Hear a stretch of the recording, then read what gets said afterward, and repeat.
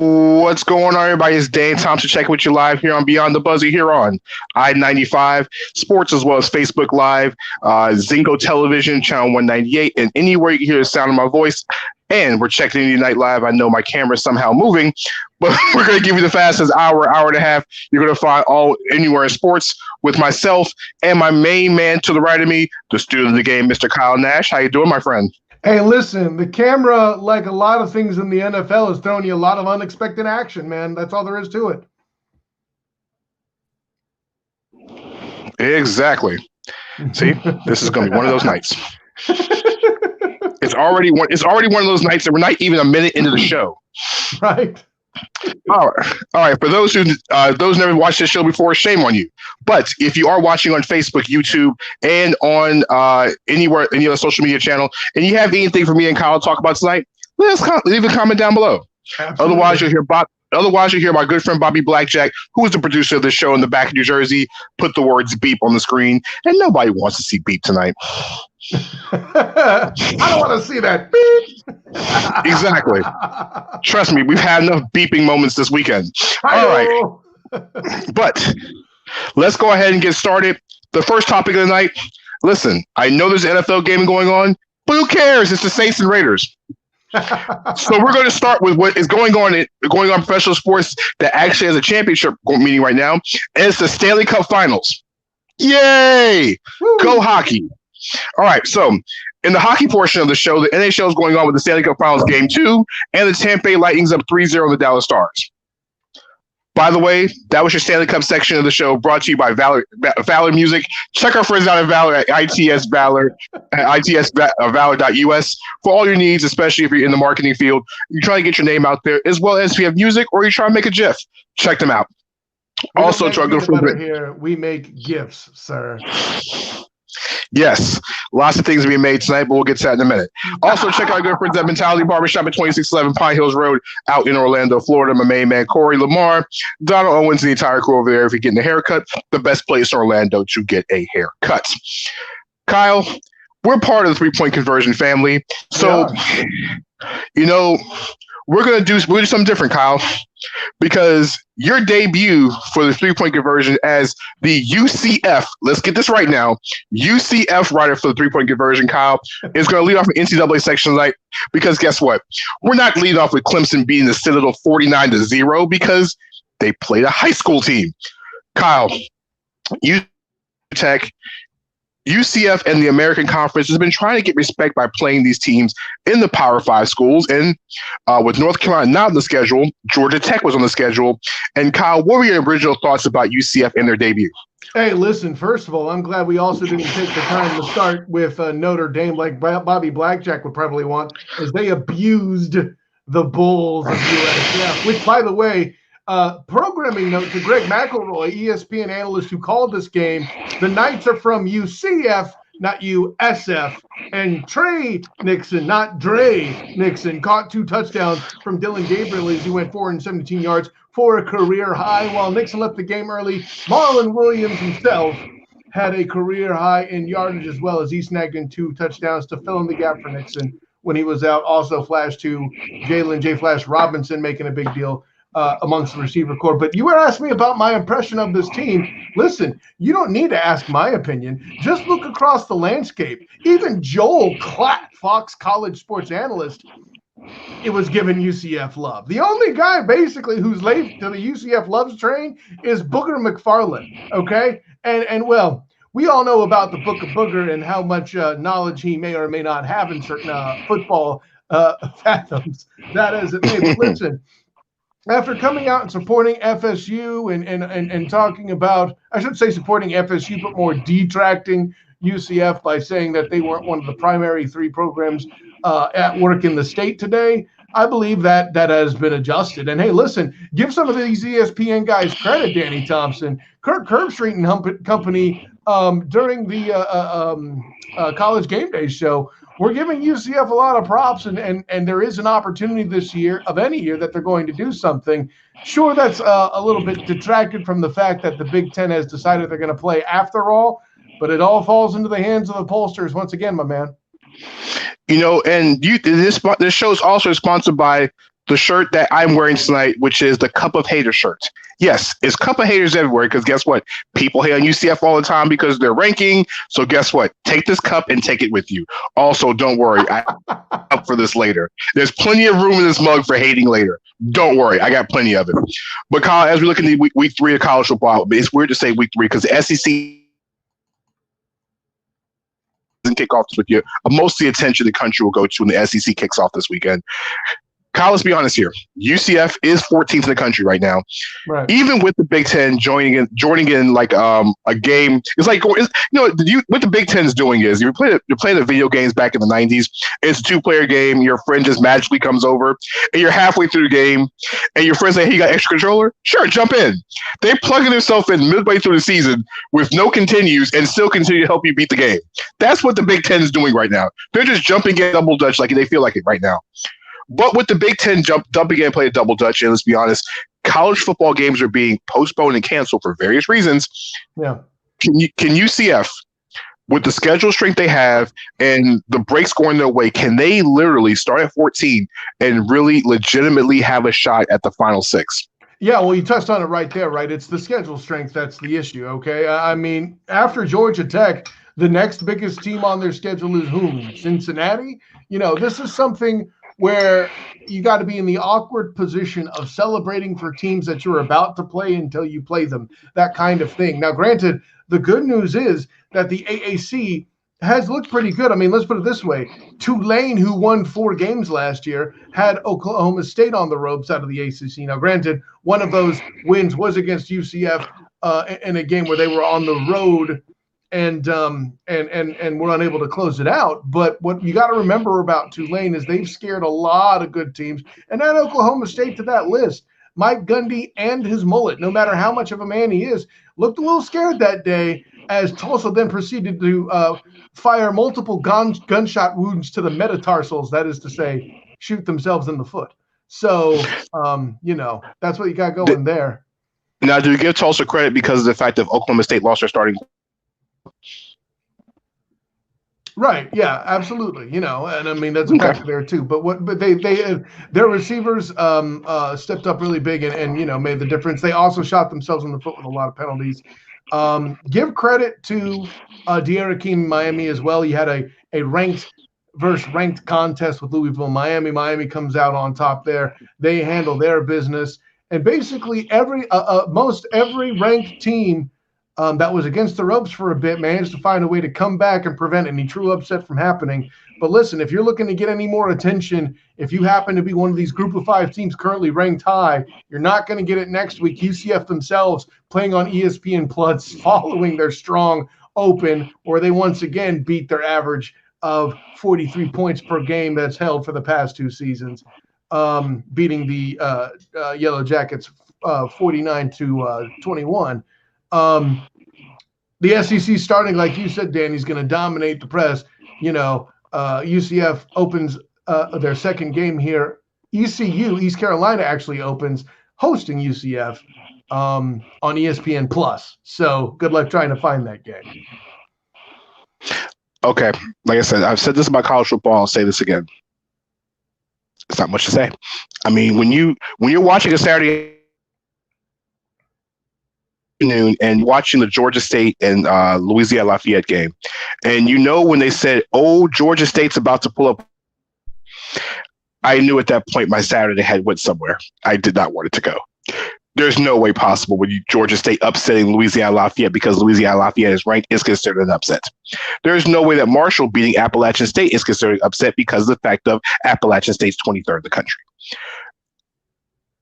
Sorry, I'm just not. I'm trying, Kyle, to get excited about college football. Now, UCF smacking around Georgia Tech was exciting because guess what? It's 2 Power 5 schools. UCF, even no matter if everybody had been starting from scratch in August, UCF is a top 25 team.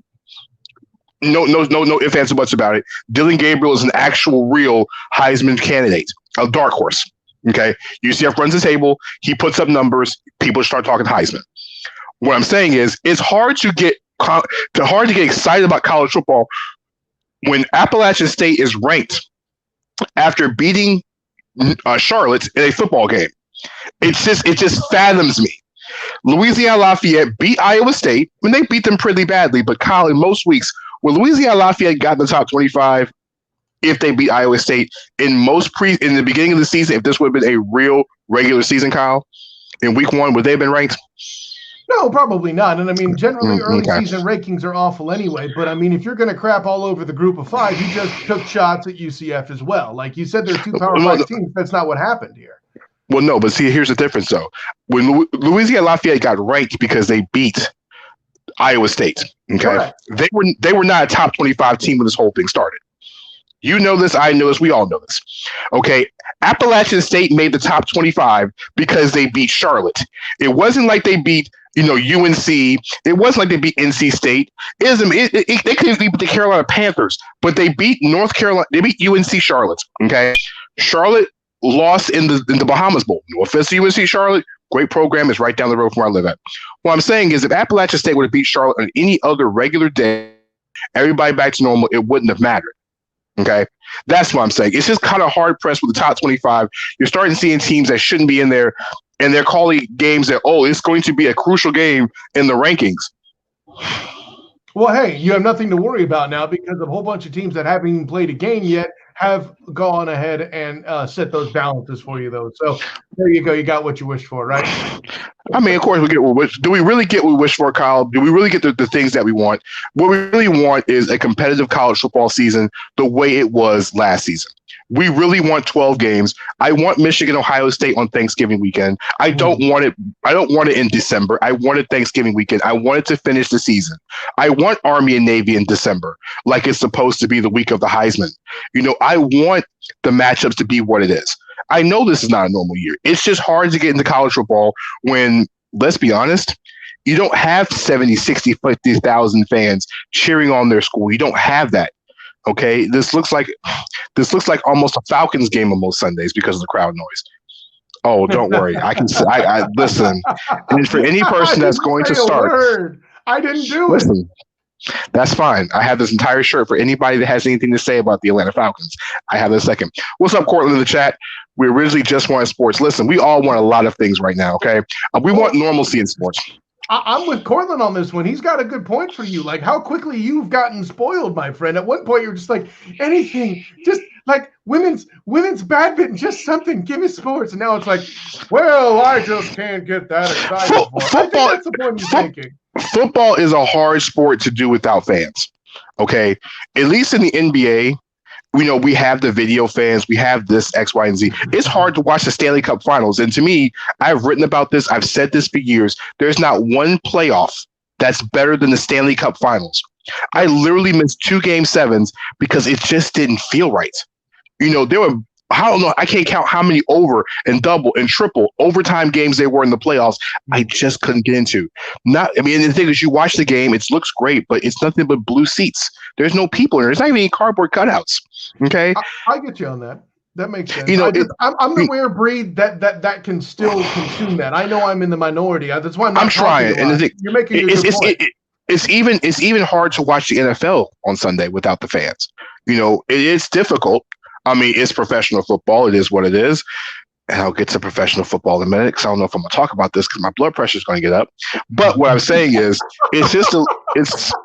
it's difficult to watch. I mean, even the NBA, at least in the NBA, I can see some virtual fans go rolling by. I might even see Bill Russell sitting somewhere in courtside, just a virtual version of him. You have that.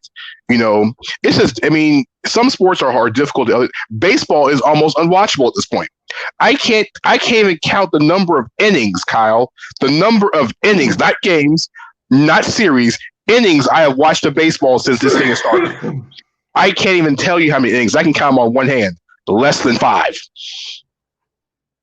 I'm not signaling a 4th down. That's how many baseball games I've watched. Now, mind you, it's also hard because I'm a Mets fan as well too.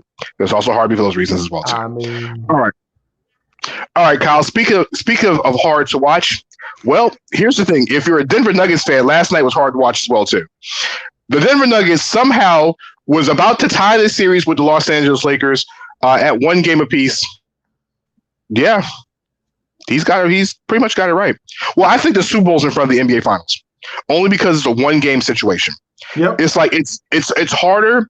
I said even the Final Four. It's when it's 1 game and there is no game 2 or game 3, it is what it is. The Stanley Cup Finals, it's an amazing experience, but it really only gets good when some team's about to get eliminated or it's a game 7.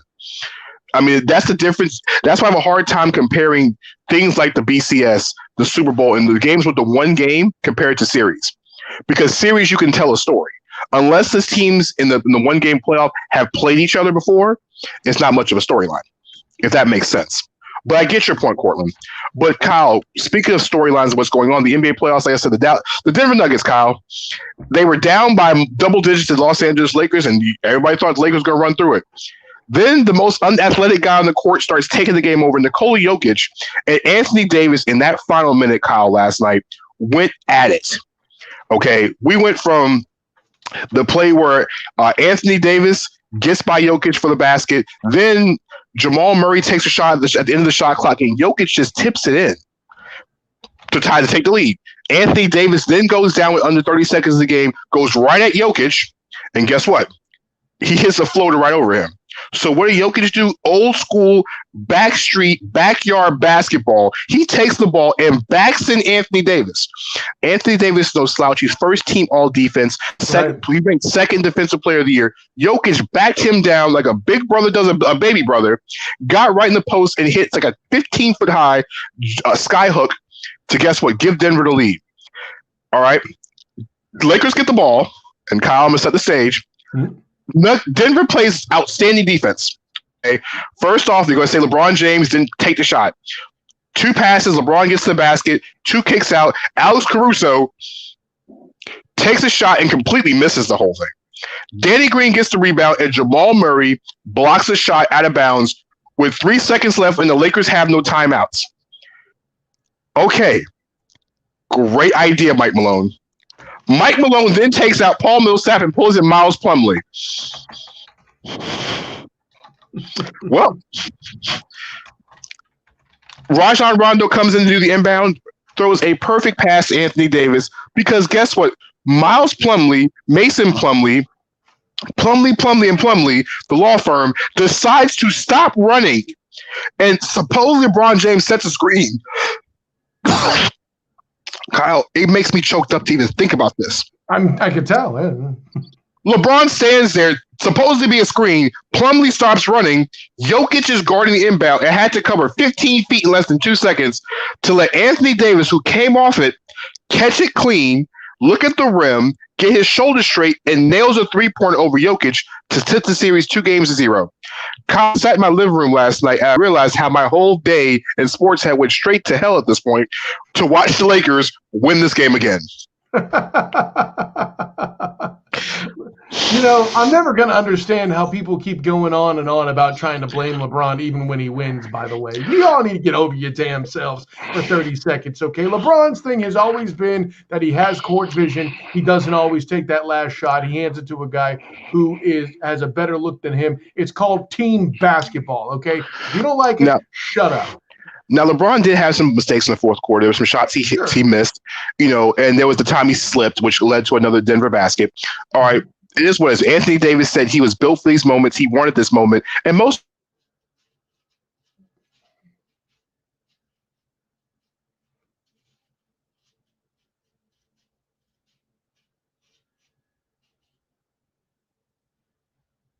I don't know if we have you still, Danny, or what's going on, so I'm going to keep moving here. But yeah, I'm with you. Yeah. So Cortland mentioned it here. He basically agrees with me here in the comments. That's the reason why I'm a spirit animal, I guess. Like, the only problem I really have with this outcome is it kills my prediction that Denver is going to keep doing damage. We got Danny back. It looks like. I blame special teams for that. Well, I mean, special teams was the one place where UCF did make a mistake at the beginning of the game on Saturday, but basically little else after that, except for maybe the third quarter. I don't know. Danny, what else are you saying, bud? As I was saying before, special teams took me out my screen right now. So the Lakers are up 2-0, Kyle. It is down for them tomorrow. It is a crucial game for the Denver Nuggets to win this game. And the good thing with Denver is that they got momentum, but you cannot talk about getting momentum and don't win the game. They realize they can come back on the Lakers. Mike Malone, here's a PSA. Don't take out Paul Millsap at the end of the games. My Celtics win games. All right. Lakers got contributions from everywhere. Rajon Rondo had 9 key assists. And here's the thing. The Lakers are 51-0 when they lead in the fourth quarter by double digits. Also, in the playoffs, when LeBron James and Anthony Davis both score over 25 points, they scored 57 combined last night. Here's the theory. You don't want those two to beat you. You want everybody else to beat you. Don't let those two get theirs, because when they get theirs, you lose automatically. Make them work for it and just hope that the Lakers will shoot themselves out of games. Yeah, well, I mean, especially in this day and age, the way they play basketball, if you're shooting just a little bit under while your team, if they're shooting a little under while your team's still where they should be, you're going to win games. That's life in the NBA right now. Exactly.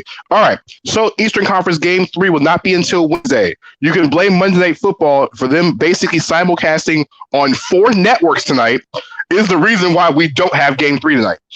Game 4 between Miami and Boston, which is a knockdown, drag-out fight right now. Boston did win Game 3 and will have 3 days off to rest Gordon Hayward for a crucial Game 4 in my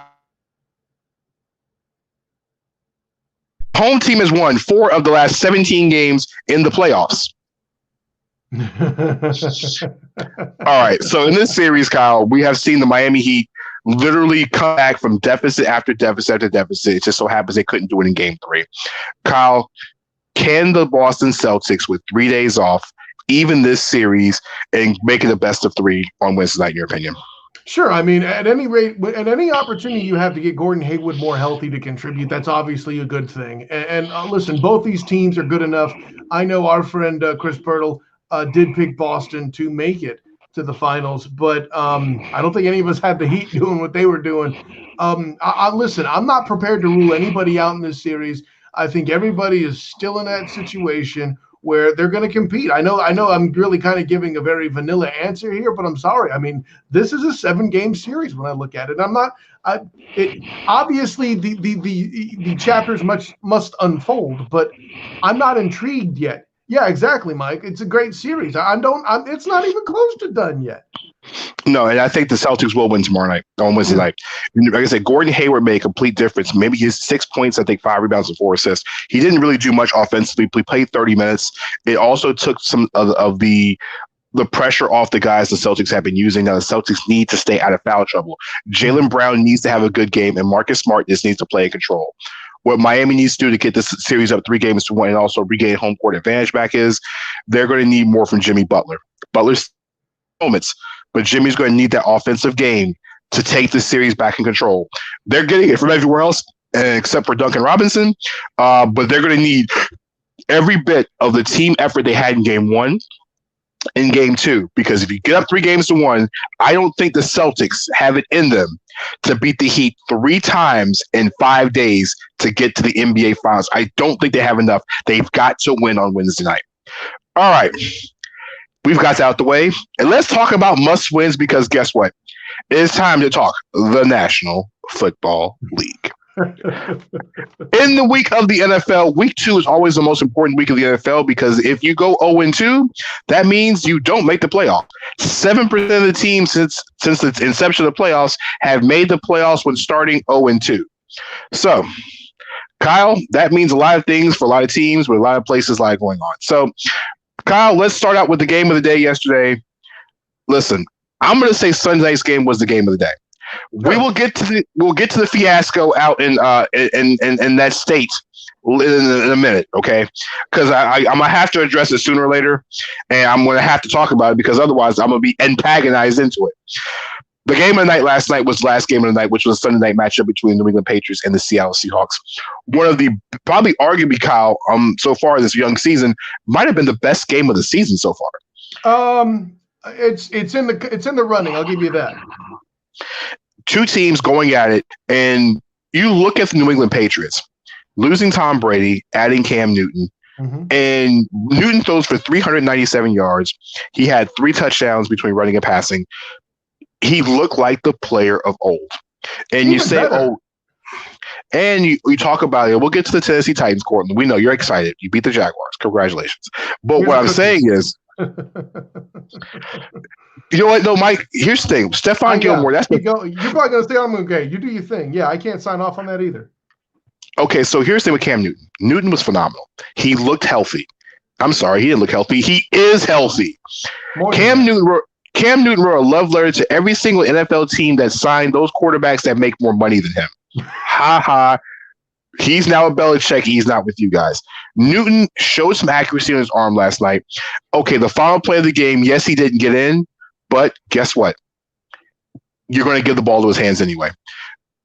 Formation, they've scored off that formation, and multiple times in the game, it was 3 times in the game, they scored out of that formation, whether it was left, right, or down the throat, they ran it 3 times. It's hard to a 6'5", 260-pound quarterback running it downhill when he has the ball in his hands. What you give credit for is the defense. It's good to see a defense, and what they did, they made some changes and adjustments on that final play, bringing an extra linebacker from the safety position to take out not only the fullback Kyle, but took out Cam Newton at the same time with that great tackle. Yeah, now Newton was a star, but Russell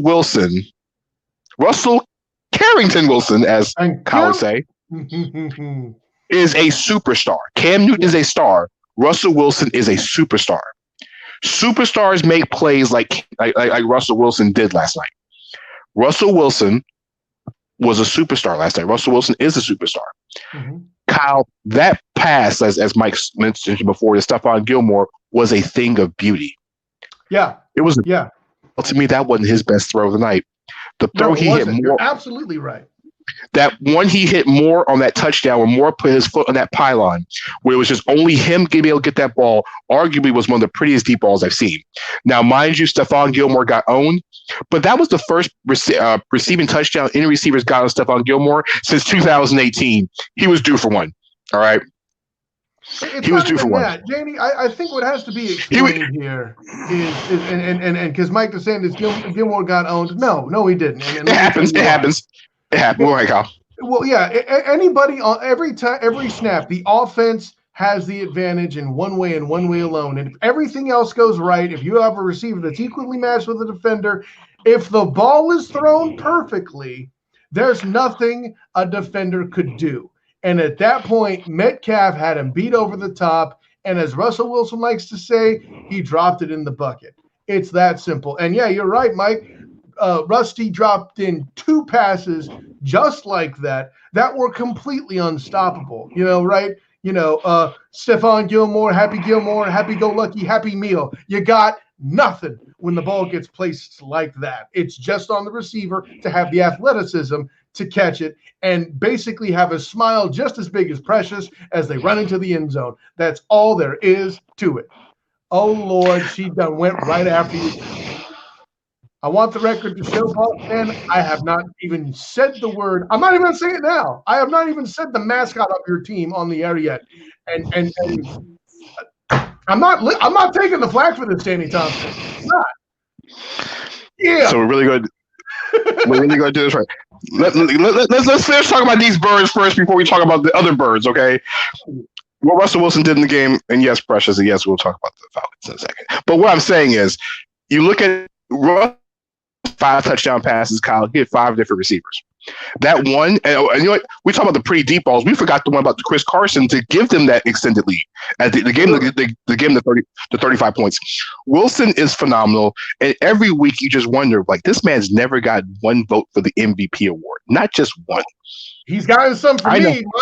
I know. 2017, 2019, MVP of both years. Take that. And oh, by the way, side note, Danny Thompson, had Cam Newton been able to prevail, you would be getting MVP talk for Cam Newton as well. And I got to tell you, I don't think he'll win. I'm not trying to say he should, but him in the conversation as to say top 4 or 5 so far this year, I'm not going to rule it out. Yeah, it's week 2. I know it doesn't count, but if it makes sense, I don't know. I don't know if he's top 5 quarterbacks so far this season because I could probably name 5 quarterbacks. MVP consideration, not best quarterback. I still think there's still 5 other guys better than Cam Newton, even if they were the one last night. Now, if he won last night, he probably would have more votes, in my opinion. But I still think there's about 4 or 5 other players that have that right to say that right now. Sure. Because let's go around. Like I said, the Seahawks are 2-0. And Kyle, your division, you said this all along, the NFC West has shown strength. It is what it is. The San Francisco 49ers now 2-0, but It came with a price. 2-1, not 2-0. Remember, the Cardinals took care of them last week. So the team that is 2 in the division, I'm sorry, the Arizona Cardinals. You're completely correct. Kyler Murray is out there looking like a video game character. He's running, he's passing. Super Mario. Listen, Kyler Murray looks like Mario before he hits the mushroom, but when he calls hike, he has the mushroom and he's running the ball down the field. That deep ball he threw when he was on the run was just flat gorgeous yesterday. Murray is running and passing his way, and Arizona is surprising everybody, including this guy right here. They're 2-0 to start the season. Yes, it was the Washington football team, the Red Tails. Well, they've now lost the football team name to me because they're the whatchamacallits. The Washington whatchamacallits. Is that what the W means? They don't stand for win, but okay, the whatchamacallits were eaten alive by Kyler Murray, literally. Figuratively, it's the thing is Kyler Murray has now started to figure out, Kyle, when to throw and when to run. And the one thing about Kyler Murray, we could talk about his height. Now, see, the thing is, Kyler Vick, here's the thing. He's more accurate than Michael Vick was. Now, Kyler Murray doesn't have the speed of Michael Vick because I can't name in my lifetime that could run as fast as Michael Vick at any position. Okay. Kyler Murray has the ability to get out the pocket, but he has a rifle of an arm, and he's very accurate with it, more accurate than I thought he was going to be. He is causing havoc everywhere. Washington has a pretty good front seven. You saw what they did to Carson Wentz last week. You saw what he did to the 49ers the week before. And we all, Kyle, I think most people will say the 49ers have a top 5 front seven in the NFL with depth, talent, everything in between. Kyler Murray has ran through those 2 defenses in the first 2 weeks of the season. Arizona's 2-0. Got to give Arizona a lot of credit in the first 2 weeks. Listen. I wasn't surprised. I tried to warn you. I picked them 11-5 anytime, but you didn't. I know you did. Listen, you picked the Denver Nuggets too, Kyle, so stop it before we go to Vegas. Now, Kyle, what the San Francisco 49ers went through yesterday was a rough one. Actually, you know what? Let's talk about the other team that's 2-0 in the division. We forgot about this team, the LA Rams, as they went into Philadelphia and slapped the Eagles around.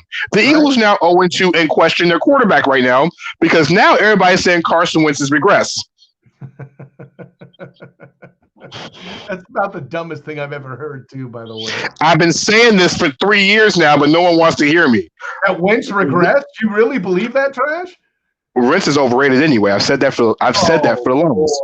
Yeah, sure. No, he was only an MVP candidate as a second-year player, and he hasn't done nothing since. Let's be real here, Kyle. Wow. Kyle, what has he done, Kyle? The Eagles have a losing record since that injury. Well, hey, I mean, first of all, let's be clear. If he can get 30 seconds to rehab before getting creamed, maybe we'd have a good discussion. This is almost as bad as going after Andrew Luck at this point, okay? Listen, now mind you, Carson Wentz has his issues. His offensive line is not healthy. It is what it is. We said this on the show on Thursday that Philadelphia was going to struggle with the front line for the Los Angeles Rams. It is what it is. Aaron Donald didn't do anything. He had like a half a tackle. He didn't do much. It was everybody else who did something. I said, it doesn't mean he didn't draw attention, homie. Come on now. Who did something was Jared Goff. Now, we laughed at Jared Goff last year for the contract, but Jared Goff is 2-0, and he's actually pretty darn decent doing it. He's been above average. Ever since Super Bowl year, we all thought he was overrated. Last year, he was destroyed, even though he had a good team last year. And this year, he's actually winning games. Listen, he's putting points on the board. He's leading the Rams to put points on the board. And guess what? The Rams, listen, they have a multiple-headed monster at running back. Week 1, it was Malcolm Brown. Yesterday, it was Darrell Henderson.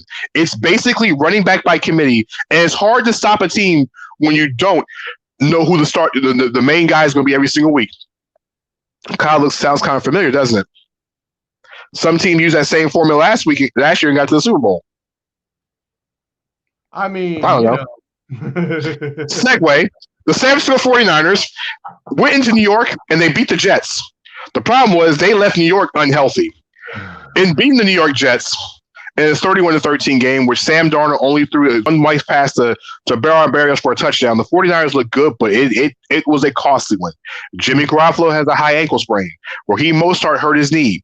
And now the 49ers have lost both Nick Bosa and Solomon Thomas for the entire season with ACL injuries. If you're the Tennessee Titans, you don't want to go nowhere near MetLife Stadium next week. 4 major injuries in one afternoon is not exactly how you want to be spending next Sunday if you are the Tennessee Titans. The 49ers, yeah, it is just the Jets, but the injury to Nick Bosa means, guess what, Kyle? First round pick Javon Kinlaw better be worth it. Yeah, because now pay, right? You're about to earn your paycheck, sir, and as a rookie, because guess what? The Niners don't have any weapons, and now they lost their best pass rusher. It's time to put your pick where your mouth is, sir. Be careful with this no weapon stuff here, my friend. Jordan Reed came out looking big, and I'll tell you, if Jordan Reed and George Kittle can be healthy side by side when Garoppolo comes back and is a better situation with his ankle, they could still salvage a decent offense out of this. Listen, I get that most are hurt. I'd rather have him. Hell, in the past 2 weeks, he has 2 plays that combine for over 140 yards. 2 plays, over 140 yards. What? I know offenses that can't get 140 yards in a game. Okay? So, that all being said, this is just getting an offense. Anybody's going to be able to run the rock. If they can get Garoppolo enough weapons to spin the ball to a target that can actually do something, there is hope. All the Niners have to do is hang on long enough to get these get back on track to make some wins and to compete in this difficult division. The problem is, I don't know that their schedule is going to accommodate. Kyle, you kind of lost when you said Jordan Reed and health. That's all I'm saying. The 49ers need Jordan Reed. When's the last time Jordan Reed's been completely healthy? He's one of those guys. Not today. I'm sorry. Sunday? Yeah, exactly. You don't know when. Is that you trying to give credibility Notre Dame in my face as I try to look at the ACC? Get out of here, Bobby. Listen, this has been the week of injuries, Kyle. You know, speaking of injuries, the 49ers have 4 injuries. The New York Giants suffered a death blow to their season on Sunday. Not mentioning losing to the Chicago Bears, who are now 2-0 under Mitchell Trubisky. The New York Giants lost Saquon Barkley to a torn ACL. It's the worst kind. It's the non-contact injury. He's out for the entire season. The Giants are going down. And Kyle, before we start talking about other games, let's talk about these injuries. There have been 7 ACL tears in the first 31 games of the season. Let's put this in perspective. There was only 23 AC. I know, Steph. There were only 23. I'm confused. He's confused too. Exactly. Kyle, there were 23 ACL injuries last year and an average of 25 ACL injuries over the last 5 years over the NFL season. We have 7, and we haven't even finished the second week of the season. We're on pace to double the ACL injuries. Now, mind you, is it an alarming number? It can be considered alarming. I'm going to get your opinion in a second, but just remember, without a preseason, it's kind of hard to say that. But Kyle, when you see 7 ACL injuries in 2 weeks, do you blame COVID-19 for this, or do you think this is something that is just part of the game? No, this is definitely an anomaly in COVID-19 fact. Let's be clear about something, right? Ever since they started reducing training camp and hitting and practices and all that, injuries have statistically gone up, right? So, of course, when you take them out completely, you're surprised when you have an even more intense result. Listen, I think that correlation isn't causation, but you got to understand that may not just be coincidence, folks, right? This has been a topic that a lack of preseason or a reduction in the severity of it can cause these injuries, and you're seeing more of that. That's all there is to it, man. I mean, what more can be said about it? You know, any player who's been injured for a significant period of time, we want you guys to rush back. Actually not rush back, but get healthy and come back when you're ready to come back. Speaking of injuries, once again, it's like we just said, Saquon Barkley's now out for the season with a torn ACL. We talked about Nick Bosa's injury with a torn ACL. We talked about Solomon Thomas, who has a torn ACL. Guess what? The ACL front also hit the Denver Broncos. Star wide receiver Courtland Sutton tore his ACL in the game against Bobby's Pittsburgh Steelers. The Steelers ended up winning 26-21. But not only did Courtland Sutton get out, is out for the season, Drew Lock is now out for about a month now. Yeah. The Broncos turned to Jeff Driscoll. Oh boy. Yes, the same Jeff Driscoll that started at Florida. Oh boy! And did he start Louisville too? I can't remember. But Jeff Driscoll seemed like he's been around forever. But now he's the starting quarterback for the Denver Broncos. And guess what? You know it's bad when Bronco fans are trading for Trevor Lawrence at this point. Drew Lock hadn't been on the field 5 minutes. And you're always trying to get clever for Trevor. one thing we did see was the fact that James Conner took his lead rollback position very well after getting hurt, and people started calling for Benny Snell. Conner hit over the 100-yard mark, and Ben Roethlisberger said he wasn't. Ben Roethlisberger didn't look sore this week. No, Kyle, Pittsburgh's 2-0. Kyle, are they for real? I mean, listen, I had them making the playoffs. I believe you did too. And really, the reason it's going to do it isn't as much Roethlisberger and company, although they're a factor. I'm not saying they're bad, but that front seven is ridiculous. There's a reason why they got to Lock in the first place, where he ended up hurt. I'm not saying they were trying to hurt him, but the way that they were able to attack and get in there on that, they did so by being a good front seven and finding an opening for a guy to hit the man. And unfortunately, he came down awkward. But listen, the Steelers' front seven on defense is going to be what drives their success and or failure. Yes, speaking of success or failure, the Detroit Lions failed on Sunday because they failed to tackle Aaron Jones. Aaron Jones ran through the Green Bay Packers like prune juice through a person who was constipated. Aaron Jones ran for over 180 yards and 3 touchdowns as the Green Bay Packers destroyed the Detroit Lions 42-21, fresh after the Lions lost week 1 because guess what? They had a chance to win, but just like everything else, like X-Lax, the ball went through the hands of Devontae Swift, and guess what? The Lions now 0-2. Kyle, we talk about teams who are for real here.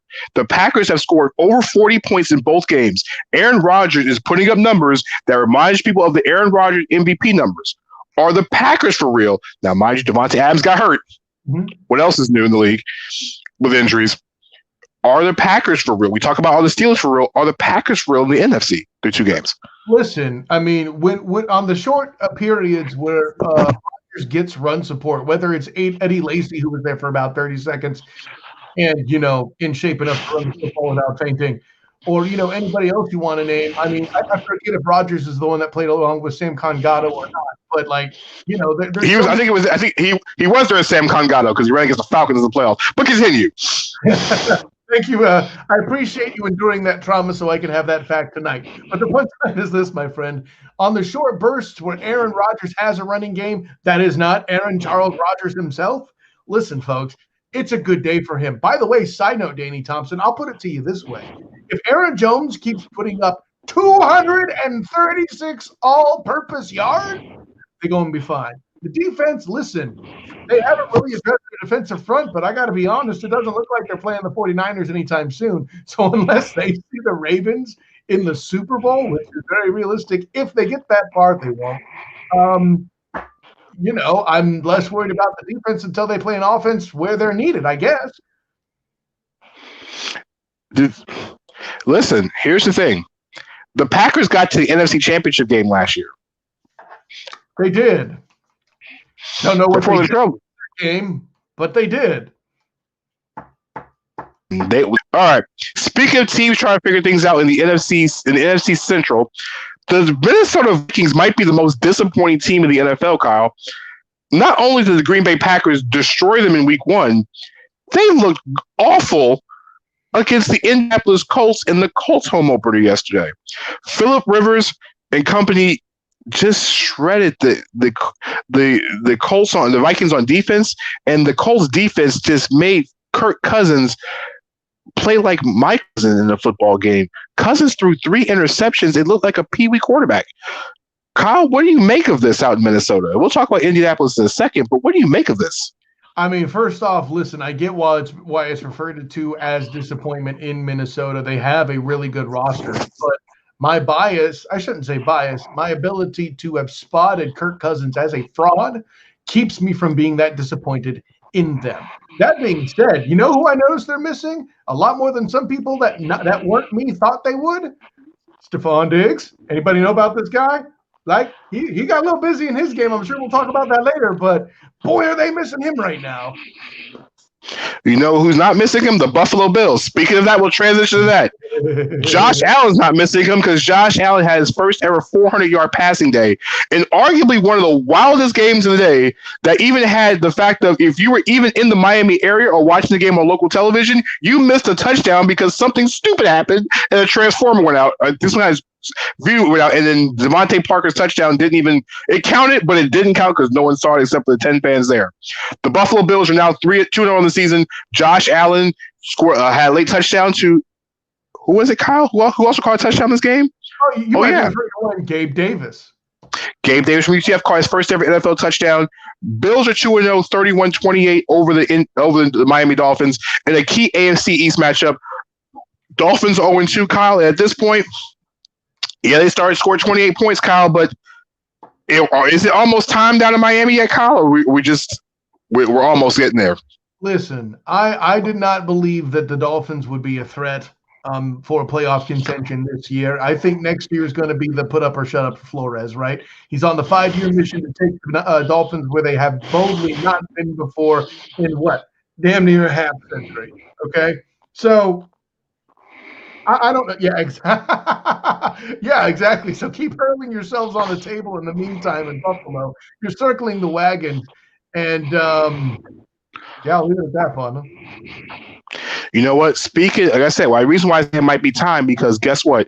It was time yesterday, not in Miami, but out in Los Angeles. And arguably the game that people thought was going to be the biggest blowout of the day, the Kansas City Chiefs struggled until the fourth quarter when Patrick Mahomes goes Pat Mahomes, and they took care of in overtime over the Cleveland Chargers 23-20 in overtime. Now, Kyle, reason why I say it's almost time is because guess what? Tyrod Taylor went down with a chest injury. And guess who came in the game? Justin Herbert. That's right. Yeah, and let's be honest, Justin Herbert might have had the most impressive performance as among his quarterbacks last week. Coming in, your first game, you're playing against the champions, and not only did he have a rushing touchdown and a pass touchdown, he threw for over 300 yards and kept the Chargers in it for the majority of the day. Now, the Kansas City Chiefs are the Kansas City Chiefs, and Patrick Mahomes just knows how to play in the fourth quarter. Tyreek Hill touchdown catch, and then Kyle, how many times have you ever seen this in a game where a kicker hits 58-yard field goals in the same game? And the crazy part is Harrison Butker not only hit a 58-yarder, hit two 58-yarders, he hit a 58-yarder that didn't even count. Well, remember, you can 53, 58, 58, because there was a false start on the 53 to pull it back 5 more yards. Right? Then they were like, well, that one would have gone 58 anyway. Kick it again. Oh, yeah. Does it? Oh, wait. Well, remember, Kyle, he hit 3 from 58 because one was a timeout. No. The second one was a timeout. So it was Are you sure? Yeah, it was 53. False start. Back to 58. Okay. They called timeout. He hit the 53 on the timeout. The 58 on the timeout. And no. The 53 was called back because of the penalty. The timeout came next. I thought he kicked on the timeout. He did, right. So 53, he kicked it, but it was moved back because of the penalty, right? So that was good. That was good. It was good, yeah. Okay. But because it was a false start, it was taken off the board, right? Moved back, called timeout on this second kick, which is he still hit it. He still hit it. And then hit another 58. So in other words, doing his best Captain America impression, I can do this all day. Okay, so he hit 3 58-yard field goals, and only 2 of them counted. But what I'm saying is, we all know the Kansas City Chiefs don't need any more weapons on this team. Now they have a kicker that can hit from 58 consistently. 53, 58, 58. It's a beautiful thing. He actually hit the 58-yarder during regulation to tie a franchise record. Yeah, he did it before halftime. He did it before halftime and did it in the game. So now the Chiefs have the strongest arm quarterback, the fastest receiving core since the 4x100 team in the Olympics, a running back who's brand new, and a kicker that can hit from 58. Do they need anything else? Like, is it some mad cheat code? For crying out loud! New Orleans and the Las Vegas Raiders are tied at 17 in the who cares game in the. By the way, side note, Danny Thompson, I have to mention this. The Chargers, rather, slowing the Chiefs like they did, very impressed in their defense. It makes you wonder, rookie Joe Burrow only lost to them at the end with some issues with timing and all this and other stuff where he didn't get they missed the field goal to avoid overtime. Then Joe Burrow on Thursday night throws the ball 61 times, throwing 0 interceptions and only losing to the Browns by a single score. Listen, folks, there's your rookie of the year so far. As much as I like what Herbert did, he's on his way, but he's got to pass up Joe Burrow to get that rookie of the year honor. Hey, listen, we just know Tua's going to be playing pretty soon. Speaking of guys that are playing pretty soon, listen, Deshaun Watson better be playing pretty soon because the way the Texans are playing, they're going to be playing themselves right in the playoffs. Yeah. Like anybody mattered. The Baltimore Ravens are 2-0. Lamar Jackson's 33-16. It was pretty much a whitewashing from the very beginning. Wasn't much of a game. We're not going to discuss that. The Ravens are 2-0. Scheduled the Texans, but I'll leave it at that. They opened up the Chiefs and the Ravens back to back are your first two games. That's a tough draw, Danny Thompson. And now Will Fuller's hurt. Who would have guessed it? And Will Fuller played. Where did Cole college? I didn't hear all your question. You blinked out, partner. I said, where did Will Fuller play college football at? I'm gonna need you to remind me. I don't remember. Notre Dame. There's your answer. All right. Okay. At least Chase Claypool did good this week for the Steelers there, Bobby. I'll give you that. Double worst score for Bobby because the Giants didn't do anything this week. Yes. Mike Tomlin approves. I like that one. Speaking of being approved, Tom Brady's debut was approved by Brett Favre, who came. The Buccaneers took care of business over the Carolina Panthers 31-17. Now, the problem with the Panthers is that it wasn't the fact they lost the game, it was the fact that Christian McCaffrey's out for a month with an ankle injury. The injury bug slaps Carolina again. They already were out 3 players on defense. Now McCaffrey's out. If Teddy Bridgewater didn't need to have any others go wrong, now his starting running back is now. Now, Mike Davis did do a good job in the mop-up role, but listen, Kyle, you can't really replace Christian McCaffrey. You really can't. 100%. I know you're not supposed to have a running back as your franchise player in this league in this day and age, allegedly, but that's what the Panthers are doing right now, and that's what he is. And that's no offense to Teddy Bridgewater, but that's the facts of the case. Now, what I mentioned a few moments ago was the fact of you talking about people having weapons upon weapons upon weapons. Guess what? The Buccaneers released the Fournette. Leonard Fournette, 12 carries, 103 yards, including a 45-yard touchdown at the end of the game. Yeah, Panther fans, but he only got touched by one arm. Fournette looked like the running back that was supposed to be from LSU or the running back that actually ran the first year in Jacksonville behind a decent offensive line. Now, Kyle, listen, Brady didn't have to be brilliant. Now, Brady also didn't have Chris Godwin. Is this what we're going to expect from Tom Brady going forward? Week 1 was kind of an anomaly. Brady threw for 2 touchdowns and should have had 3 because Shady dropped one in the end zone. 2 touchdowns, interception. Very obvious drop that happened that hit the receiver in the back of the head as well. I know the one you're talking about in the end zone. There was another big ball that was dropped just like that as well, Danny Thompson. Listen, these receivers just aren't used to quite how accurate Tom Brady is, I guess. I don't know. I mean, that's all I can think of. But, yeah, listen, I think this is the bar for Tom Brady. I don't think he's had what he would call a good game himself either on Sunday. We'll see what happens. And the Buccaneers will get Chris Godwin back on Sunday against the Broncos because he did concussion protocol. So Tom Brady should have all his weapons healthy next week against the Denver Broncos, who's missing Drew Luck. Good luck, Jeff Driscoll, to return to Florida. All right. So speaking of returns, as we return ourselves back down to the NFL, let's talk about more games that we did not talk about earlier. And let's see, we talked 49ers, talked Jets. So, all right. You know, we forgot about it. We did return the return of the Tennessee Titans. The Titans are now 2-0 in the season to take care of the Jacksonville Jaguars, 33-30 in the Gardner Minshew Bowl. Minshew was phenomenal. He threw 2 picks in the game. Listen, the Titans got it through the air. Ryan Tannehill looked like the Ryan Tannehill that was throwing the ball down the field. Derrick Henry didn't have the biggest game of the week, but Kyle, how dangerous are the Titans when Ryan Tannehill 18-24 4 touchdowns? How dangerous is that? Hey, listen, any balanced offense is dangerous in any era of the NFL, as so long as the forward pass is legal. Let's be clear about that. And listen, I'm there in print. I'm here to be recorded on the show. I told you Tannehill was going to do some things once he got a little damn protection. Okay, now granted, we have a couple smarter Titans fans that understood that. Shouts to Portland and General Mike Patton. But so many people who told me that I was insane in the membrane, as the children would say. Or the old people now, I guess. But the punchline be this, my friend. Tannehill is going to get his long. I like that they're doing that for another reason as well. Henry carrying the ball that much was not sustainable. No human being can do that. Need I remind you of Sean Alexander, Larry Johnson. I could go on, but I won't. It's kind of depressing. But you know, the Titans. Listen, there's a reason why I picked them to win that division. I'll leave it at that, Pano.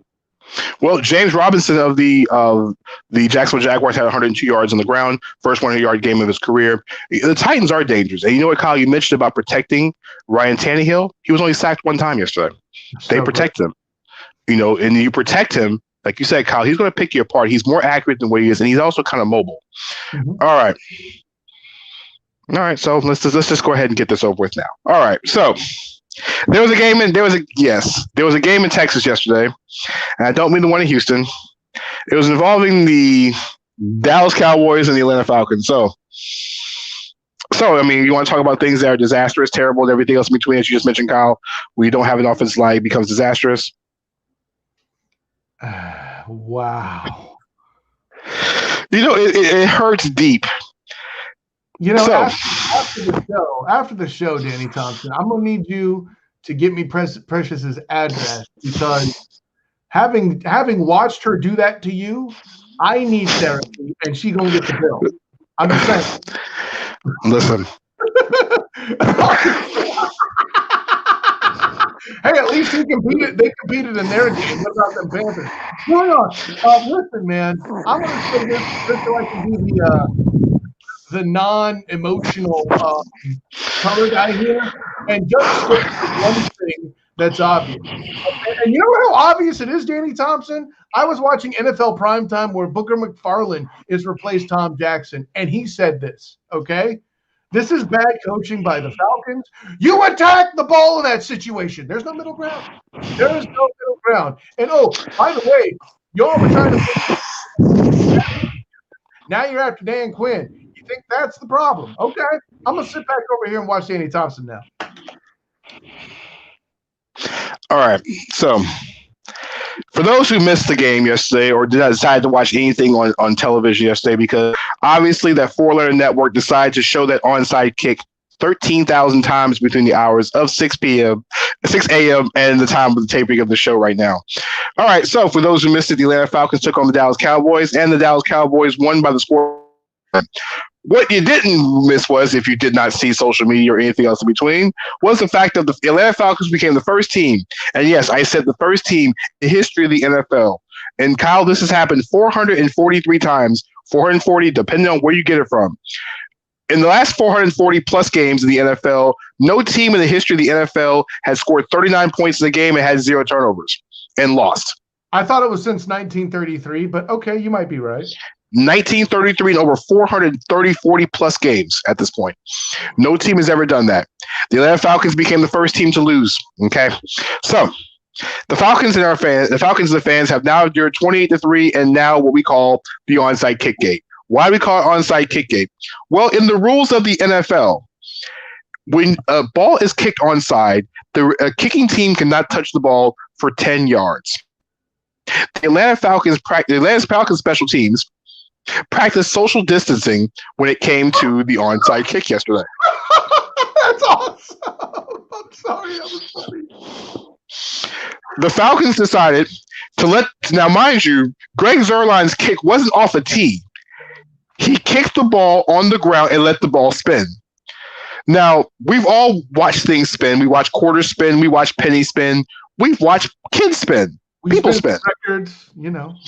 We spin the wheel on when it comes to the game of life. The Falcons decided to let the ball spin 4 yards before realizing it was going to cross 10 yards. Mm-hmm. At that point, the Cowboys jumped on it and recovered the fumble. Mm-hmm. To make things worse, the Falcons were up 39-24 with 4 minutes and 50 seconds left in the fourth quarter.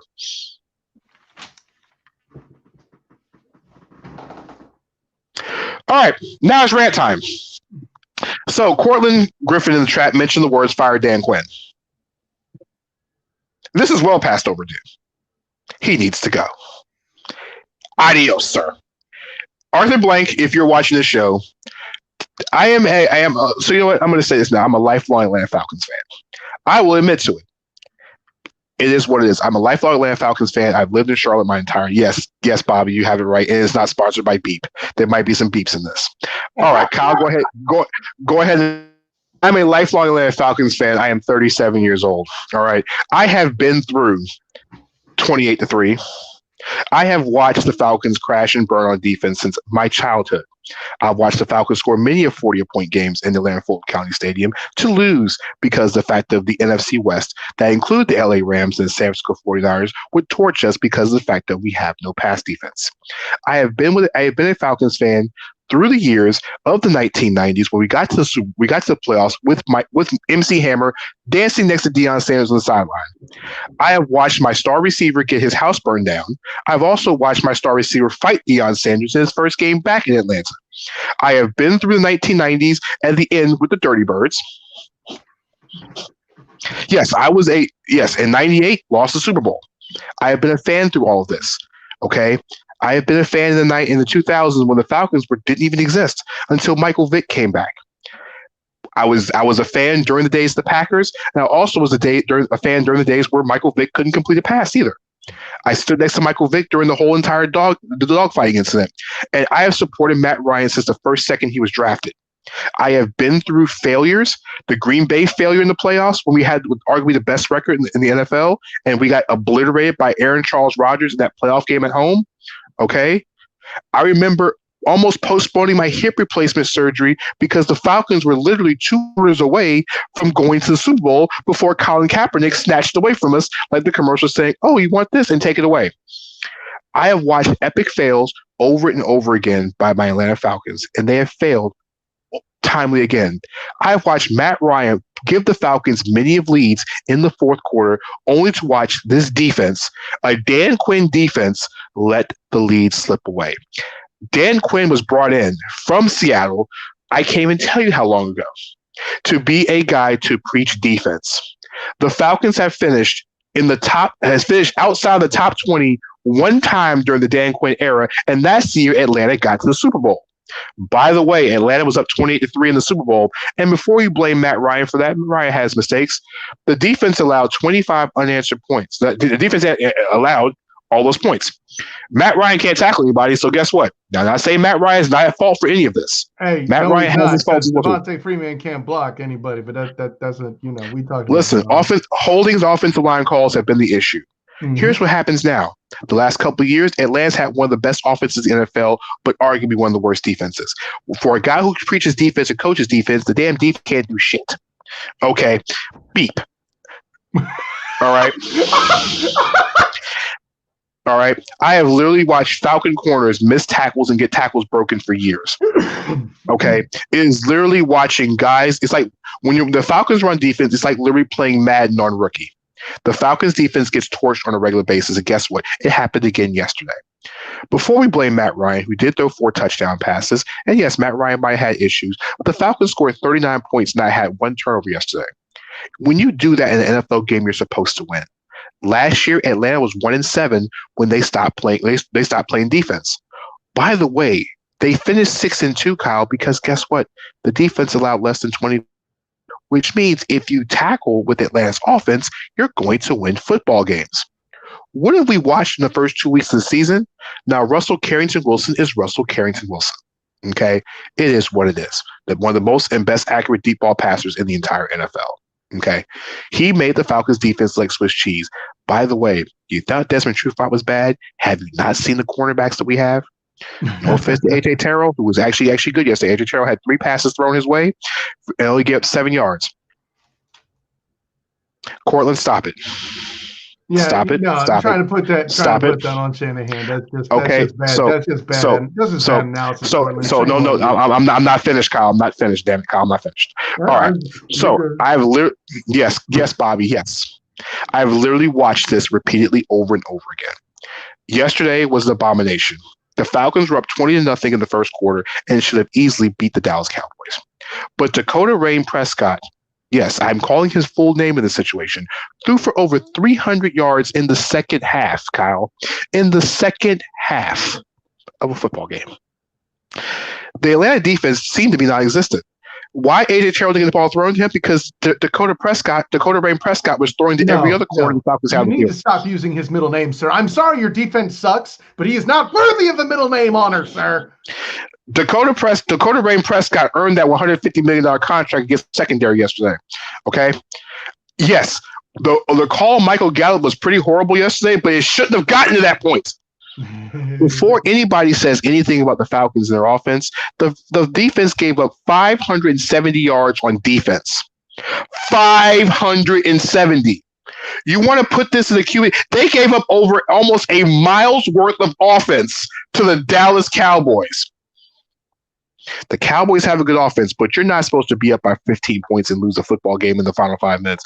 This was worse than watching the Tampa Bay Buccaneers blow that Monday night game against the Indianapolis Colts, where Peyton Manning literally took apart in their home field. Yes, leaping. I remember. This was worse than that. Because the sad part was when Dallas went up 39-30, I was sitting in my father's house yesterday. I was like, you know what? I don't know what this is about to happen. My good buddy Jason DeLifus called me. He was like, yeah, man, your Falcons are 1-1. I said, we don't count victories until it's zeros on the clock. He was like, what do you mean you're up? I said, we don't count victories until there's zeros on the clock. I've watched this franchise for 37 years. I know what I'm talking about. And just like normal, the Falcons disappoint me. Now it's time for Dan Quinn to go. And it's more than just Dan Quinn. The Raheem Morris, defensive coordinator, you got to go. The linebackers coach, you got to go. Secondary coach, you got to go. And this fire everybody on the defensive side of the ball. Thomas Dimitroff, you got to go as well, too. If you blame anybody on offense yesterday, Matt Ryan might have had incomplete passes. Hey, Julio Jones dropped a wide open wildcat pass from Russell Gage that hit him in the hands. Yep. That's the second time that he's dropped a touchdown in his hands in the last 2 seasons. Let's go back to the Carolina game. When they were down 20-10, Matt Ryan hit Julio Jones in the hands in the end zone, and guess what? He dropped it. Not to go against Julio Jones. Julio's my guy. He still dropped a touchdown in the end zone.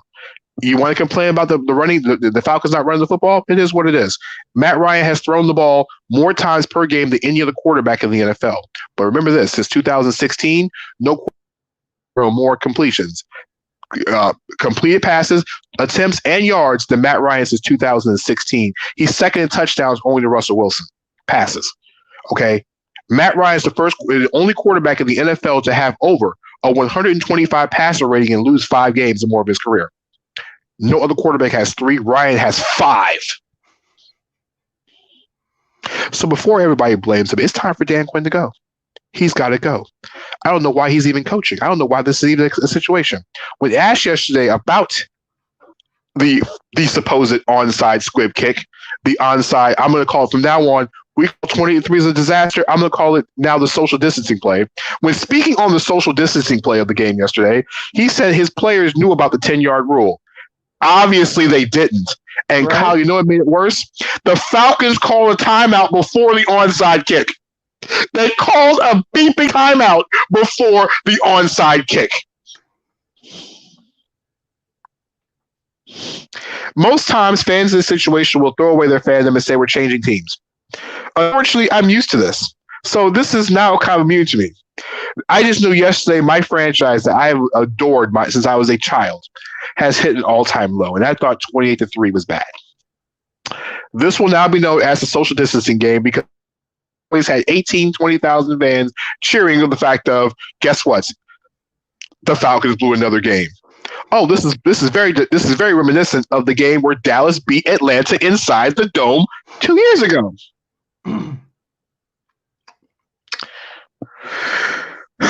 So, if you are a fan that enjoys torturing my team, you have a grand total of 2 minutes in this chat to go ahead and let me have it. I'm going ahead and take all arms because what? Because this show is sponsored by Cup of Haters. As you see on the shirt, anybody who hates on my team lose yesterday is a hater. And yes, Rodney Richardson, you are the team captain of the hater squad because obviously your team can't do anything. You want some wine with that cheese? Hey, how about this? Your team's been getting clever for Trevor for 2 years now. Not 1, but 2. Because y'all think, obviously, if you're bad 1 year and bad second year, the karma is going to work. By the way, at least draft a receiver who knows what your mascot's name is. Oh, nah, yeah. Sir Per? What's a Sir Per? By the way, sir, when Dan Quinn is fired, with whom do you replace him? Listen, I don't care who it is at this point. As long as it's not Bobby Petrino. Listen, I'll be honest with you, Kyle. Hiring a defensive coach wasn't going to work. Go get Eric Bieniemy. Go get Eric beeping Bieniemy. Here's what you want. Here's what you want, partner. You ready? When Michigan makes the mistake of firing Jim Harbaugh, you will be lying in wait to acquire the coach that took the Niners to the Super Bowl. Listen, I'm perfectly fine with that, but I think the likelihood of Michigan firing him ain't happening. I hope you're right. I hope you're right. I don't think you're firing. I don't think you should be. But here's the thing. I don't know if I want Harbaugh there either. I want some fresh blood. I want something different. Listen, the defensive coach didn't work. I want a guy. Listen, Eric Bieniemy's had the best offense in the NFL the last 2 seasons. All right? Listen, go get Eric Bieniemy and let Eric Bieniemy go out and get an experienced defensive coordinator. All right? I don't want a head coach that's meddling in the defensive plays. We've done enough of that. You're 0-2. You're 0-2. Are we really talking about this? DJ, your starting wide receiver is calling your mascot a panther a bear. Can you blame him though, Rodney? Let's be honest. Like, we knew your team was going to lose to Brady. Like, Dakota there was supposed to lose to Atlanta. I'm just saying, Rex Ryan. Wow, I had nothing to do with that. I don't want a retread, okay? I don't need nobody who's we don't want a defensive coach in Atlanta. We want an offensive coach, okay? We want to play to our strengths. I want my coordinator to be able to make plays and call things correctly. Because obviously a defensive coordinator who can't call plays on defense and can't mold the defense is something I don't need. And you know what? The Panthers are going to be so bad you're not going to even get Trevor Lawrence. It's going to be the New York Jets, all right? And the Panthers will end up with Sam Darnold. All right. As I was saying. Hey, Darnold ain't the problem in New York. I know. Listen. You give Sam Darnold the Panthers offensive line, he actually might be kind of decent for once. All right. Before I put myself and drink myself into oblivion, I'm gonna stop talking about the Falcons right now, Kyle. I'm done. But Kyle, who was your most impressive? The most, and what was the biggest takeaway you have so far in the first 2 weeks of the season? Listen, the most impressive, we've been over this, it was definitely Aaron Jones providing all the all-purpose yardage to make the Packers' domination possible. Listen, what people don't account for in the divisional games, especially in the North, they're a funny physics, man. The Lions may not be a great team, but they found a way to compete with the Packers in the past, but they didn't yesterday.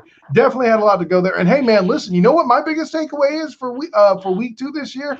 We know jack about this league because, listen, no matter your laments for the Falcons, they're going to win some games and throw off some people's quest to the promised land of the postseason. Sorry, I almost teared up for a second when you talk about the Falcons again. I'm sorry. All right, so let's talk about my surprises and my biggest takeaway from week 2 and also the biggest surprise in week 2 and also the guy that had the best week 2 performance. I'm going to say Justin Herbert of the Chargers was my biggest surprise in week 2. Listen, you're coming in off the bench. You know, you're a real rookie. You haven't had no season. You're coming in. Tyrod Taylor goes out, and your job is to defeat the Super Bowl champion, a team that you were a double-digit underdog against, and everybody expected to fantasy football players against your team because they're expected to score 35 points. What you did was you let an offense that was able to not only control the clock, but also keep the Chiefs off the field long enough to keep your team in it. Yeah, you know what? Your team didn't win the game, but let's just say it's Justin Herbert. I was not really the biggest fan of yours at Oregon. I didn't really think you was going to be that good in the NFL. But listen, you have a real bright future as long as you keep progressing in that manner. And I'm sorry, Anthony Lynn. I know you said Tyrod Taylor gets his job back when he's healthy, but if this kid keeps playing anywhere like this, there's no way you put Tyrod Taylor back in the lineup. There's no way you do it. The biggest surprise to me this week has been injuries. You know, the number of injuries this early in the season, you expect this, you know, with preseason involved in it. It's a scary trend. And Kyle, I'm telling you, like, it's really, really scary. All these guys going down. It's not just season-ending injuries. It's guys going down for multiple weeks. We saw, you know, Christian McCaffrey now out for a month. We saw Drew Lock out for a month. It seems like, and Anthony Barr got hurt in tonight's game. It's like every game a player goes down, and it's a key injury after injury after injury. And like you said, Kyle, you don't know what's going on because what team is going to be healthy by the end of the season the way these injuries are going along? Like you said, the 49ers are waiting to get everybody healthy. Garoppolo, high ankles. Nick Mullins is your quarterback. Mm-hmm. I'll be honest with you. These quarterbacks keep going down. Whoever signs Colin Kaepernick might end up in the playoffs. I mean, listen, if Cap is actually in as good a shape as we're being led to believe in the media, it's possible. You know what, Kyle? Speaking of things that are possible, it's time for our favorite segment of the show. Bobby, you're on the line. Bobby, what's your biggest takeaways and surprises in week 2 before we get to our surprise tonight? I think I'm pretty surprised, and what I think is very under the radar right now will be the LA Rams. 2-0, 2 decent wins, and no one's talking about them. That's a good point, Bobby. They beat 2 teams in the NFC East. I'll give you that. That's what I'm saying. The NFC East is part of why I'm not excited, and the Eagles are a shell of themselves. But hey, I'll give you this much credit, Bobby. I definitely didn't have them 2-0 in my forecast. I'll give you that. I mean, but Kyle, fans are not going into Philadelphia on a short week because you got to think they played Sunday night and going cross country and beating the Eagles. That's a pretty big thing, And that fact they beat them, they handily beat them on the road. Aaron Donald versus no O-line, man. We knew it was coming. But Kyle, Aaron Donald only had one tackle yesterday. Again, don't make me check out the entire defensive front. Like somebody's got to pay attention to him. Tyler Higbee was phenomenal yesterday. I think he had 2 touchdown catches yesterday for the Tampa Bay for the LA Rams. Speaking of surprises, heartburns, headaches, and everything else between, it's time for Mount Rushmore, Kyle. It's time for our world famous segment, Kyle, that me and Kyle always do every single week. We talk about things that are not supposedly sports. And yes, you know what, Bobby, you kind of beat me to it, Bobby. So because here's the thing, because this week has been crazy, it's now getting cold. The climate's changing. I know, Kyle, in Florida, the climate never changes. But in the wonderful state of North Carolina, the climate's changing. I went outside yesterday. It was cold. I felt a very, very autumn breeze on the shorts I was wearing. And I realized I'm no longer in Kansas. I'm in North Carolina. All right, this is not Orlando where it's nice and 85. It's Charlotte where it's nice and 63. All right. So Kyle, when it's a nice cold day outside, you want to have some soup when you come home, Kyle. So tonight's much more. And Bobby didn't even know the topic. Ironically, nobody knows topic until I come up with it. So Kyle, tonight's topic is the Mount Rushmore of soup. Because the Falcons aren't getting no soup. The Falcons aren't getting any soup tonight. So guess what? Kyle, there's soup for us. Inspired by Danny the Soup Nazi, so be it. First of all, listen, folks. I know the Falcon fan Nazi. Yeah, that's right. I'm sorry, folks. I'm going to say it up front. It's very simple. Certain elements of me have been called fancy. Okay, listen, it's not my fault. I married a woman who's a Francophile, loves things that are French and fancy. She's got the money to pay for it. It's not my problem. It's all good. But I lead off with this, my friend. If you can find me a good lobster bisque, the game is over. Okay, I don't care about all these other soups like Mount Rushmore, rushing more. Aaron Donald rushes more than anybody. Whatever, fine. Lobster bisque is definitely the jam and a half for me. Now, listen, for me, and especially on this show, Danny Thompson, we talk about team captains and stuff like this and foundational arguments. Listen, as often as I have had it rescue me when I've been sick, and this. Also, while we're talking about pandemics and being sick as often as we are, chicken noodle soup got to be on the list just by pure personality. By the way, in the interest of keeping it fancy like I do, lobster bisque, interesting, chicken noodle to lobster bisque. That's quite the spectrum. But in the interest of continuing to keep it fancy, what I love, if you can do it right and is just chucking it up, it's not a stew. It's too watery. It has to be soup.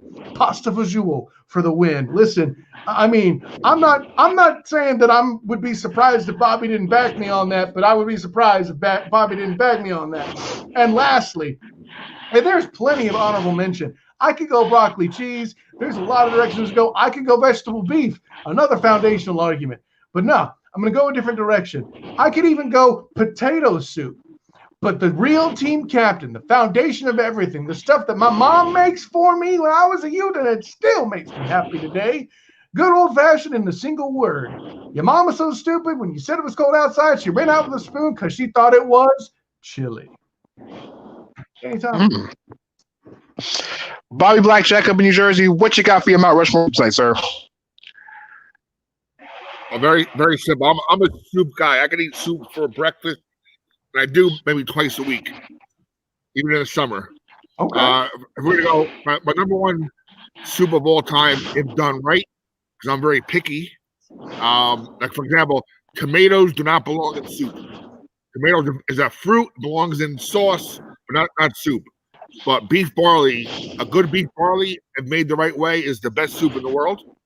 Okay. I'm also anti-Italian in the fact that I hate onions. But you give me a French onion soup, and I just eat the broth and the cheese with a little bread inside, I'm in heaven. If you want to know my favorite brand of soup, by far, Chunky Soup, sirloin burger. Good time. Top of the world. And you know what? Going back to my Italian heritage, a little pasta fazool is. Boom! I knew it. I knew it was going pasta fazool, Danny Thompson. You heard me call. Listen, Bobby is a soup connoisseur. Okay, but like I say, Bobby said if you can eat soup 2 times a week during the summertime, listen, you are a soup for breakfast. Hey, man. Listen, that makes this topic even better. So, all right, let's go with my Mount Rushmore of soup. All right, Bobby says something about tomatoes not being in soup. You're wrong. Listen, when it's warm, when it's cold outside, all right. Listen, this is like tag team combination that's almost as good as the Road Warriors was back in the 1980s in WCW and the WWF. All right, spiky things and everything. The tag team combination, soup and a grilled cheese sandwich, you can't go wrong. All right, it's like Stockton and Malone in the pick and roll. Tomato soup, yes, it's an outstanding duo. It's Peyton and Sean Kemp. It's throwing the alley-oop and the grilled cheese slams it down. All right, so tomato soup is one. To you guys' point, chicken noodle soup is just like, it's the classic. It's the all-time. All right, it's the Jerry Rice of soup. All right, you can't. I mean, Chick-fil-A does. Everybody, any version of chicken soup that has good chunks of chicken, and then you have a few vegetables here and there, and that good broth is up there. Now, soup that neither one of y'all mentioned, which is one of my favorite, is Italian meatball wedding soup. All right, listen. You throw some meatballs in there. You got that nice Harley broth with those nice little shells of like little things of pasta in there. It has that Italian feel with the meatball feel. You get a little bit of both in there. You got the tag team combination of that together. All right. Last but not least, now alphabet soup was on my list at one point, but then you kind of think it's just alphabet soup. Alphabet soup's alphabet soup. But when I look at soups and think about soups, the last one on my list, I'm going to have to go with an old favorite. Listen, some people don't call it soup.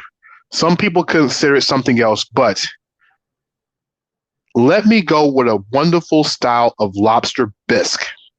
Wow. Of all the places I thought I would match you, I did not think it would be lobster bisque. Listen, I'm a big fan of lobster. I'm a big fan of bisque. I love lobster bisque. It's a great combination. It barely edges out clam chowder. All right. Clam for the last spot. Definitely honorable mention. Yeah, so clam chowder to me is the Luka Doncic of the award winning when it comes to soup. It got no first place votes, but a lot of people give it love. Is the James Harden? Okay, it got the one first place vote that didn't go to LeBron. All right, so you mean it's Carmelo Anthony? No, it's not it. No, it's James Harden because James Harden only had one first place vote for MVP this year. That one vote went to. I'm making that really super subtle Gary Washburn comment right there.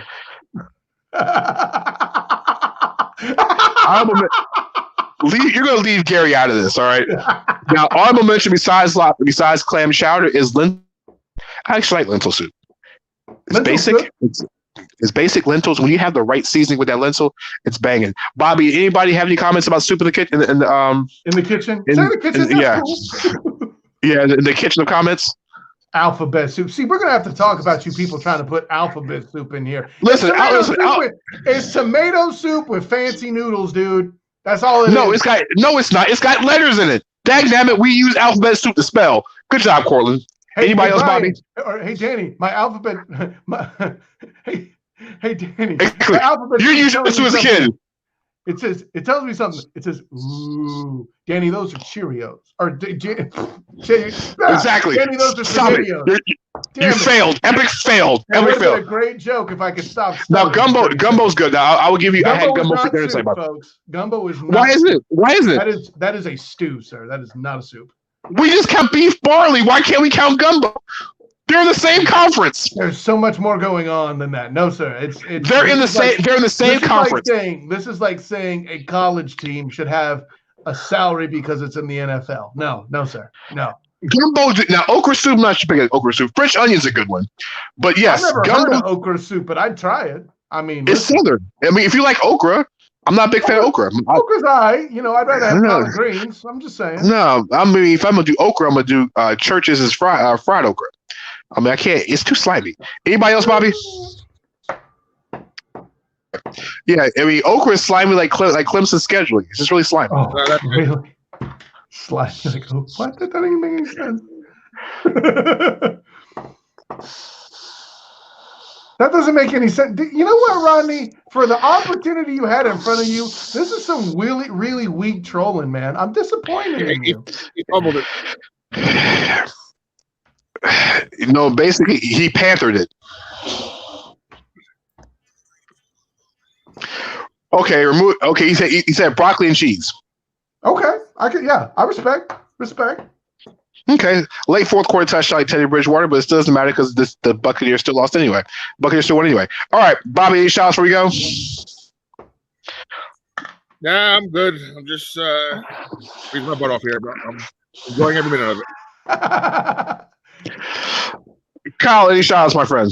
Hey, listen, glad to be aboard once again. Denny Thompson, fun all the way around. Check out 3-point conversion for my write-up on how UCF did against Georgia Tech this past weekend and my thoughts about how it will help them in the season moving forward. And, of course, Twitter, the SOTG, Instagram, the SOTG, Facebook as the student of the game. Big shout out to everybody at I-95 Sports as well as Nico Television, Channel 198. Everybody who was in the chat tonight, Mike, Cortland, that troll in Carolina named Rodney. Pressure. Yeah, her too. Oh, boy. It hurts when it comes in. It hurts when it's close and deep. That was a stabbing. And the dagger was polished. And so you can see the blood is anyway. The knife just spun. It just spun round and round until it just went. It went 10 deep into my heart on that one. Also, big shout out to everybody who, like I said, who's in the chat, like, share, comment. We really appreciate everybody tuning in tonight. Like I said, we said before, we're going to probably go an hour 30 during the NFL season. Just a quick programming note. Due to a few things that are going on in the month of October, Kyle and I will be going on Mondays only. We're going to go for 2 hours on Monday, starting on the first Monday of October. So give everybody a little big heads up. There's the 5th, yes. There's some scheduling things going on with Kyle and I, and Kyle with school, with his family, and also I have work responsibilities as well too. So it's going to kind of dampen the show a little bit. But like I said, we'll have a lot more in-depth detail, especially talking more NFL. And at that point, the NBA season will be over, and the Carolina Panthers season will be over. So we'll have two seasons over at the same time. You're awful. See, Rodney, that's the kind of trolling I'm used to from you. But he done took your cup of hate from you. Anyways.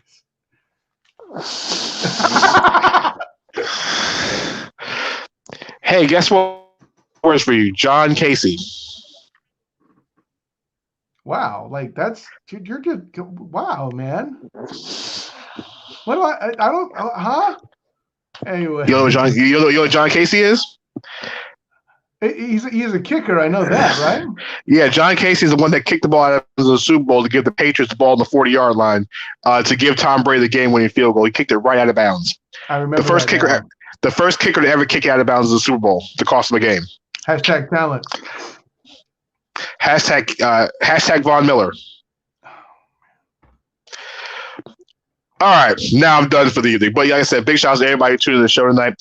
Also, at the same time, It looks as though, in breaking news earlier this evening, that the Louisville Police Department has called a state of emergency for the city of Louisville because Daniel Cameron will have his answer about what's going on with Breonna Taylor in the coming days. There's only one reason why they're doing this, and we all know the reason why what's about to happen. Daniel Cameron, if you have any type of heart in your system, it is time to try all the police officers that were involved in the killing of Breonna Taylor. If this was your child, you would do the same for yourself. At this point, it's not about everybody around you. It's about what you believe in as a human being. No human being's life should be taken for no reason. No matter what you think about it or not, she was shot endlessly for no reason inside her own house for something she didn't even do. Daniel Cameron, if it's in your heart of hearts at this point in time, you know what you need to do. It does need to be said. We need to arrest the killers that killed Breonna Taylor at this point. So, for myself and Kyle, Bobby up in New Jersey, we'll catch you guys on Thursday night for Beyond the Buzzer, because guess what, Kyle? We have college football and we have NFL, and we might even talk a little bit of baseball.